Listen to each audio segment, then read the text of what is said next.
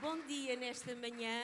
Eu espero que estejamos todos, parece que estamos felizes e alegres. Hoje há aqui um ambiente de adoração, de alegria, e é com esta mesma alegria que nós vamos receber os nossos queridos convidados, pastores, e não são convidados, eles já são da família.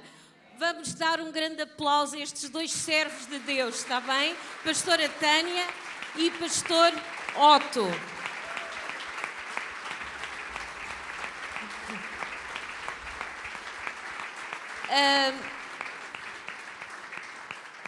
Nossa pastora Sandra também está aqui e eu vou pedir, eu ia pedir para ser a pastora a apresentar aqui os pastores.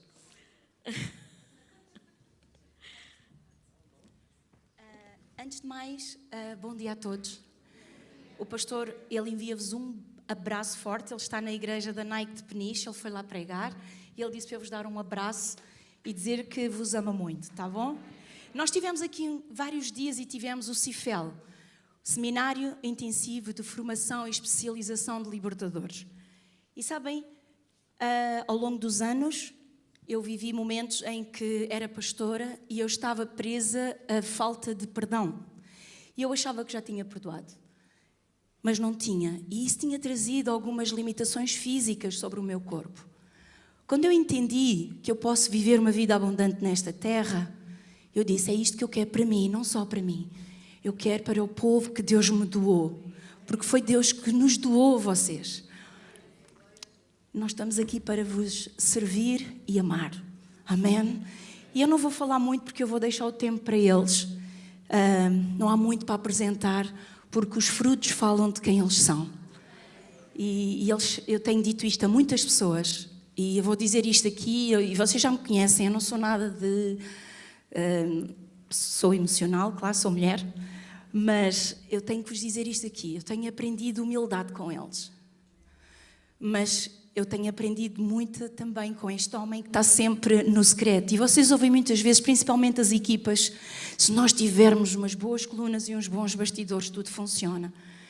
Nós às vezes vemos só a pastora Tânia, mas este homem tem um papel fantástico, não só na sua vida, mas em todo o ministério. Em todo o ministério. Eu gostava que nós não os aplaudíssemos. Espera, eu não acabei. Eu gostava que nós dessemos um aplauso a Deus pela vida deles. A Deus.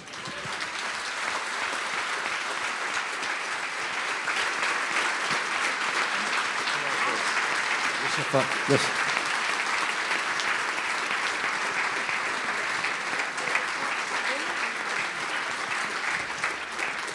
Bom dia. Graça e paz do nosso Senhor Jesus. Bom, você viu que as mulheres é que falam, né? Então, é a mulher que vai falar, mas eu queria só dizer uma coisa. Nós estamos hoje muito alegres. Não só porque estamos aqui, mas porque hoje nasceu mais uma netinha nossa.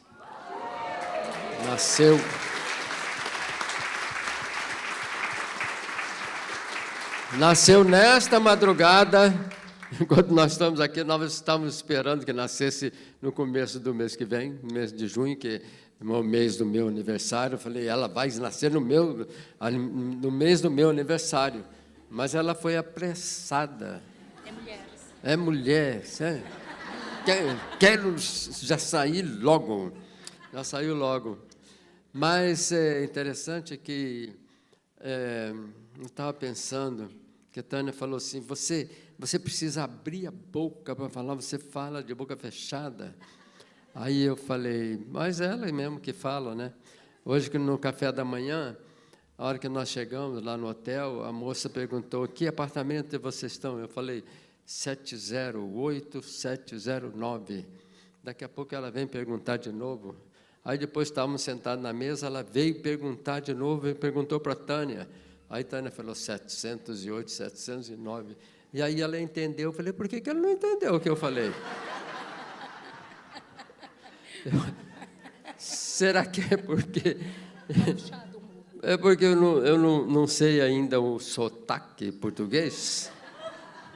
Eu acho que não é bem isso, né, Tânia? ela fala assim, abre a boca quando você vai falar. E eu estou aqui abrindo a boca agora. Eu estou assim porque eu estou alegre. Porque eu estou aqui.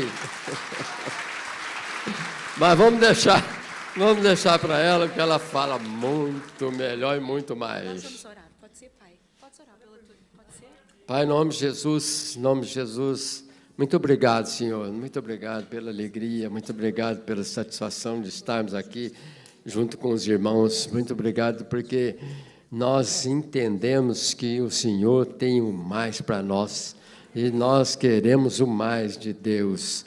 Então aqui, Pai, nesta noite, nesta manhã, Senhor Deus, que o Senhor possa estar falando conosco através da Tua filha, Senhor Deus, que ela seja boca Sua nesta manhã para falar aos nossos corações. Usa ela, Pai, com poder, graça, com sabedoria, com unção, para falar ao Teu povo, Pai, em nome de Jesus. Amém. Glória a Deus. Graça e paz. Graça e paz, igreja. Estamos vivos, ativos e animados ainda no planeta Terra. Podem sentar, queridos, podem sentar. É bom demais você saber que Deus está permitindo que você viva e viva tempos de alegria, tenha realizações. Isso nos faz ter regozijo, gostoso demais. Saber que mesmo nesta idade, eu com 74, ele com quase 84, que vai fazer dia 19 de junho, estamos aí tendo tantas realizações ainda, e tendo a alegria de estar viajando, indo para terras distantes, ministrar a palavra de Deus, cumprindo o nosso precioso chamado. Isso é motivo de grande alegria para nós. Essa manhã, então, é uma manhã especial. Ao acordar e ver lá a mensagem do celular, que às 3 horas da manhã nasceu a nossa bebezinha, e vendo a alegria da família, mesmo não estando lá, que esse era o nosso plano, mas no mundo espiritual não tem tempo e nem distância, leis da física não se aplicam no mundo espiritual. Estamos muito felizes e é como se estivéssemos ali do lado. E eles estão conectados. Eu acho que está sendo transmitido ao vivo esse culto e eles estão conectados. Gabi, um beijo para você. E Zoe, para você também. E Léo, para você também. Beijo para essa família linda que Deus nos deu.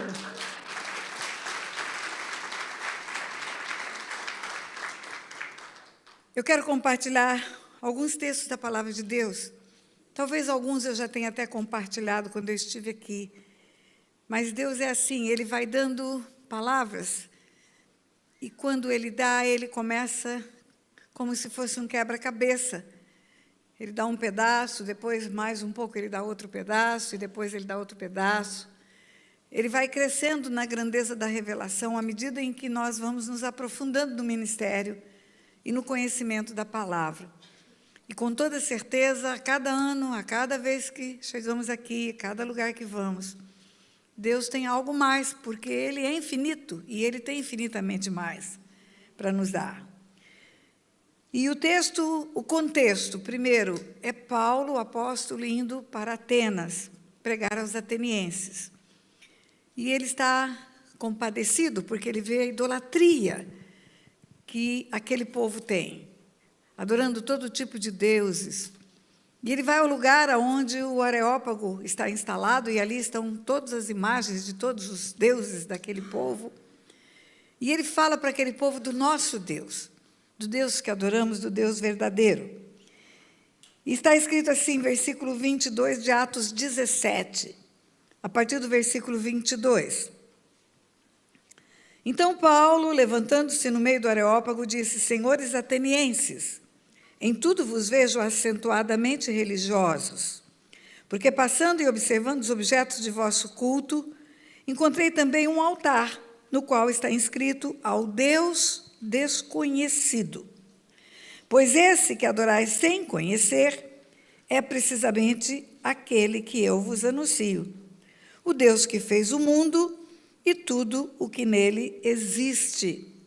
Sendo ele Senhor do céu e da terra, não habita em santuários feitos por mãos humanas, nem é servido por mãos humanas como se de alguma coisa precisasse. pois Ele mesmo é quem a todos dá vida, respiração e tudo mais.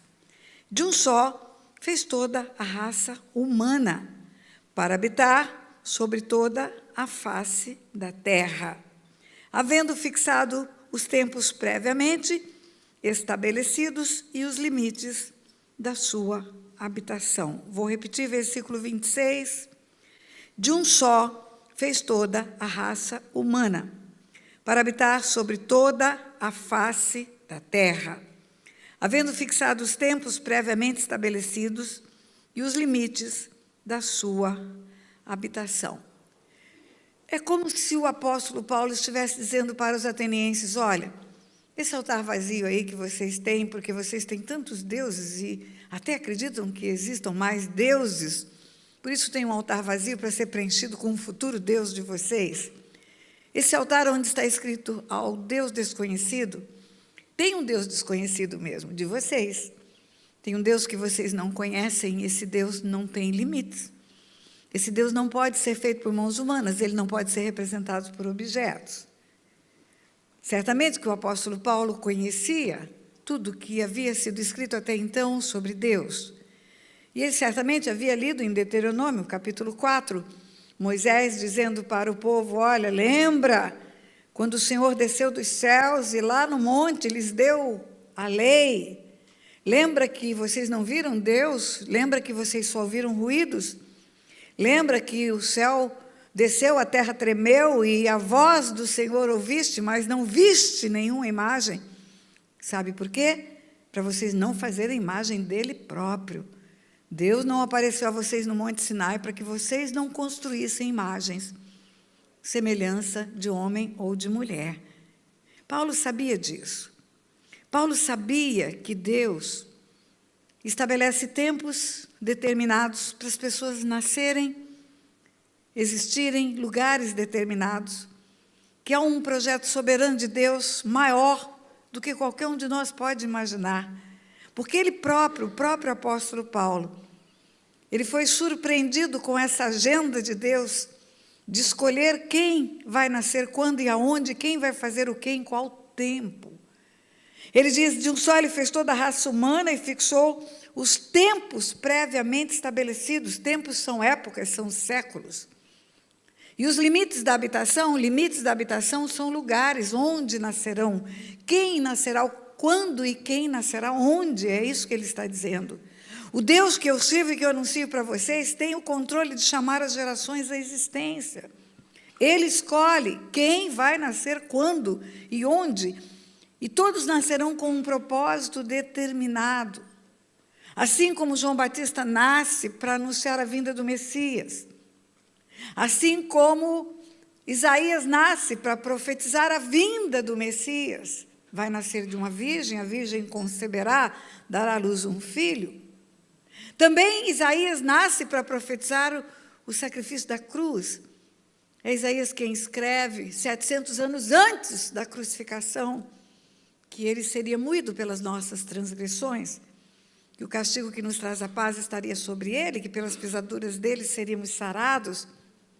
Também Miqueias, outro profeta que 700 anos antes de Jesus nascer, estabelece na sua profecia: e tu, Belém, Efrata, pequenina demais para figurar dentre as milhares de Judá, de ti há de nascer o que há de reinar sobre Israel, o que tem as suas origens desde os tempos eternos. Um rei vai nascer em Belém, mas não é um rei qualquer, porque o rei qualquer nasce em cidades grandes, e Belém é uma cidade tão pequenininha que não aparece no mapa de Judá. Mas é um rei especial, é o rei que tem as suas origens desde os tempos eternos. Ele é o alfa e ômega, ele é o princípio e o fim, ele é o Messias. Então, o Messias nascerá em Belém. Miqueias escreve a profecia.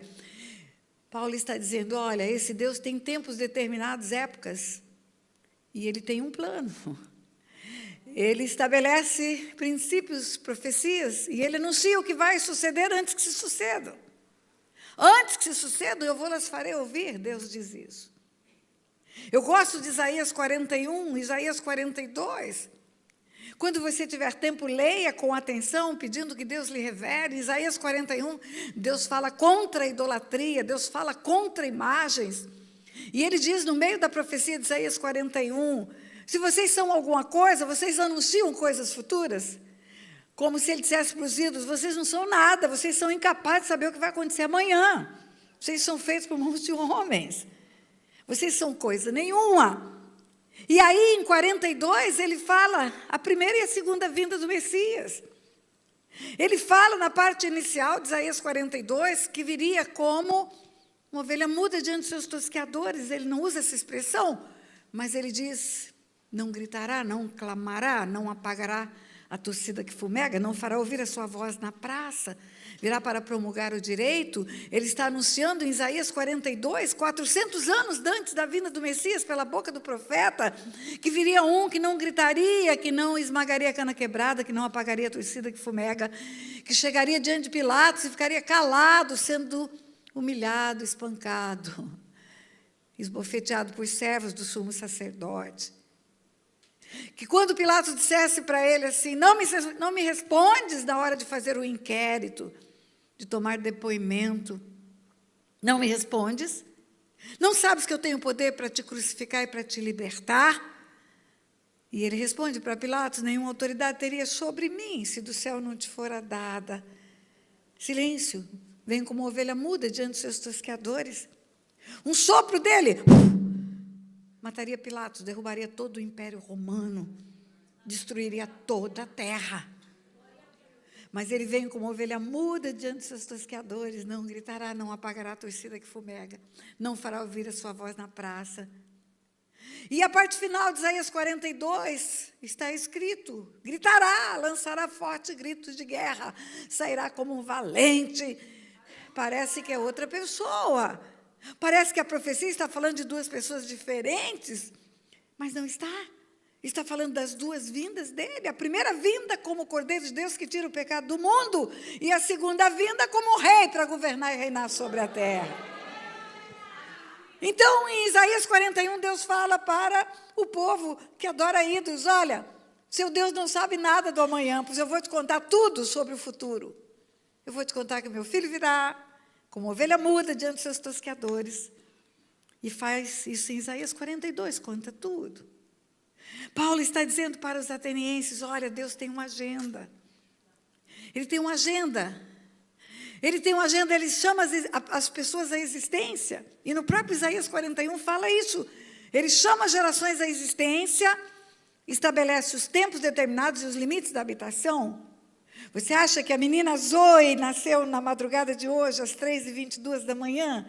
Por acaso? Porque foi obra do corpo da Gabi, da sua mãe? Não, porque Deus estabeleceu esse dia e essa hora, e o lugar onde ela nasceria. Como Deus estabeleceu o dia que o pastor Otto nasceria, 19 de junho de 1938, porque ele tinha um projeto para a vida do pastor Otto. Nesse projeto eu estava incluída, graças a Deus.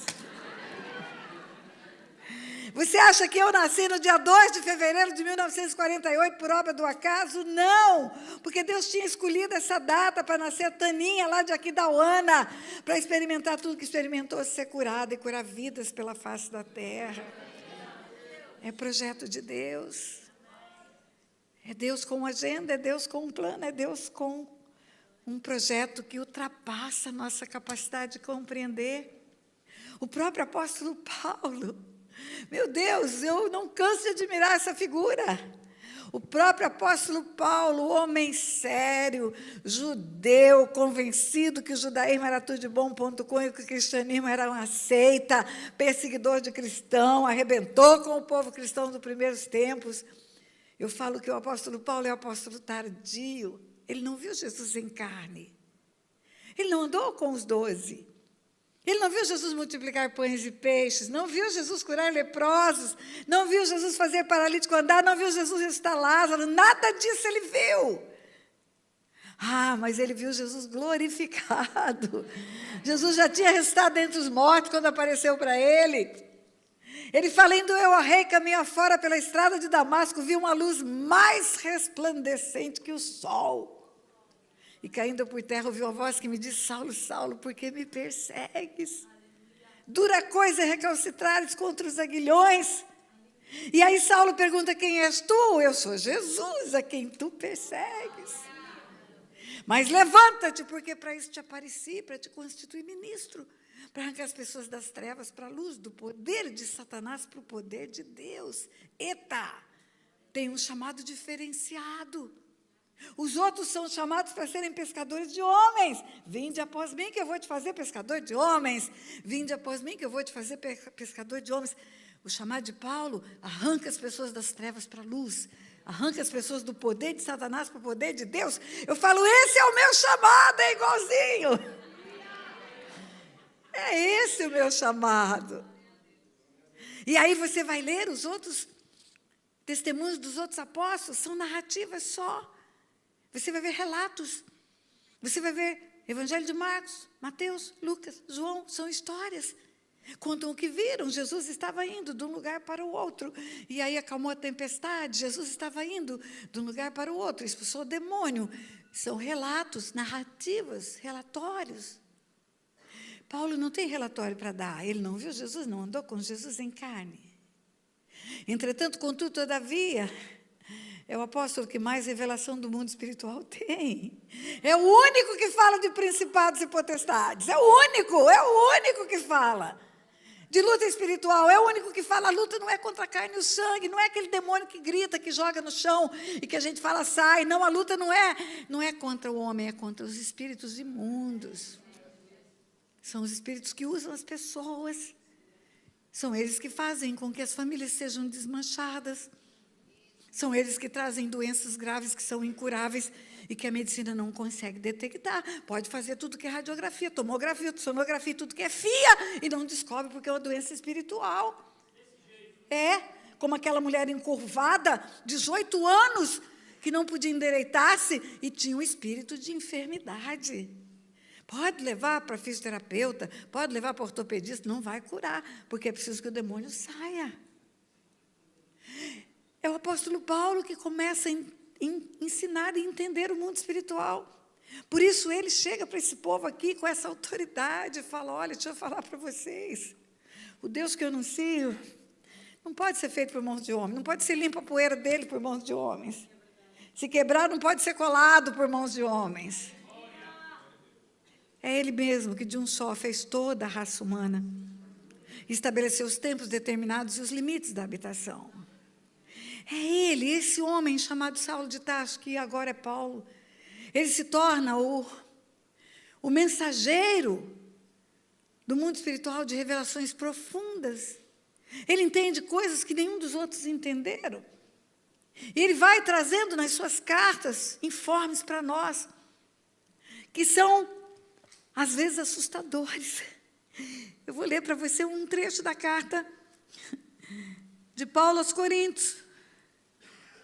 Primeiro capítulo, primeira carta, primeira epístola de Paulo aos Coríntios, no capítulo 5, ele escreve assim para uma igreja. Olha isso, olha para mim, igreja. O apóstolo Paulo escreve para uma igreja, para uma congregação. Vamos imaginar que seja uma congregação igual a essa, parecida com essa. Pessoas de todas as idades, pessoas que estão há muito tempo, que estão há pouco tempo, que acabaram de se converter. Pessoas que estão chegando, novas, visitando. Ele escreve uma carta. Onde ele estava? Ele estava em Éfeso. Ele estava longe, ele não estava ali, ele estava em outro lugar. Por isso a carta. E ele escreve assim, geralmente se ouve que há entre vós imoralidade. Eita! Não é?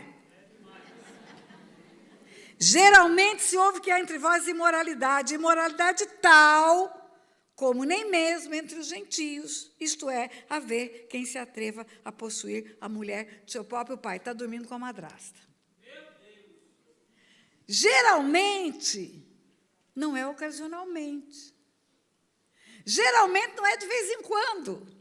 Geralmente você acorda às 7, geralmente toma café às 8, toma um banho antes do café, e geralmente eu oro antes de tomar café, geralmente eu vou dormir meia-noite, não me proponho a dormir muito tarde, porque eu tenho que acordar cedo, geralmente é uma habitualidade, geralmente é algo que fazemos repetidamente, geralmente se ouve que há entre vós imoralidade, Imoralidade tal como nem mesmo entre os gentios.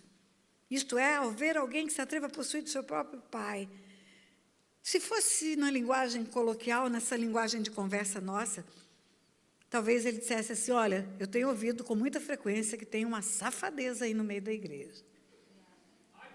Que está tudo errado aí. E está pior do que no mundo. Porque está pior do que entre os gentios. E ele continua, e contudo andais vós ensoberbecidos, e não chegaste a lamentar, para que fosse tirado do vosso meio quem tamanho traje praticou. Está fazendo parte do corpo. Talvez esteja subindo no altar. Talvez esteja na secretaria da igreja. Talvez esteja na introdução. E está aí, envergonhando o nome de Deus.